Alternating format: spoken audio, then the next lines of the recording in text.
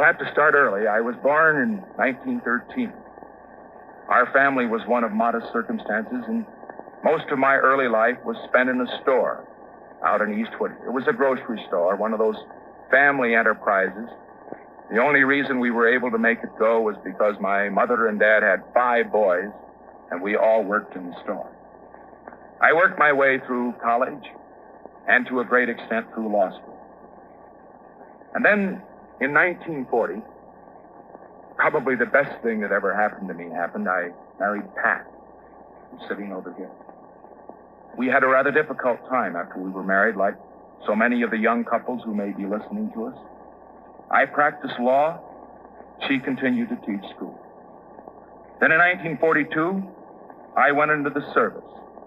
Let me say that my service record was not a particularly unusual one. I went to the South Pacific. I guess I'm entitled to a couple of battle stars. I got a couple of letters of commendation, but I was just there when the bombs were falling.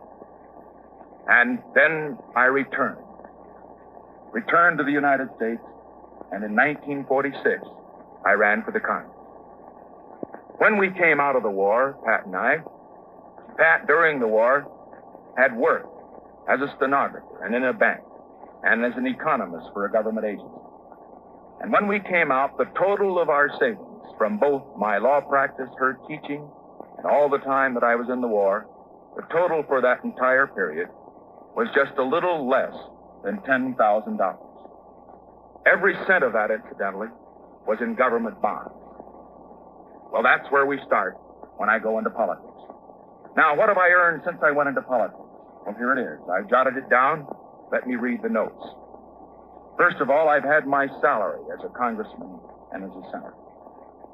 Second, I have received a total in this past 6 years of $1,600 from estates which were in my law firm at the time that I severed my connection with it.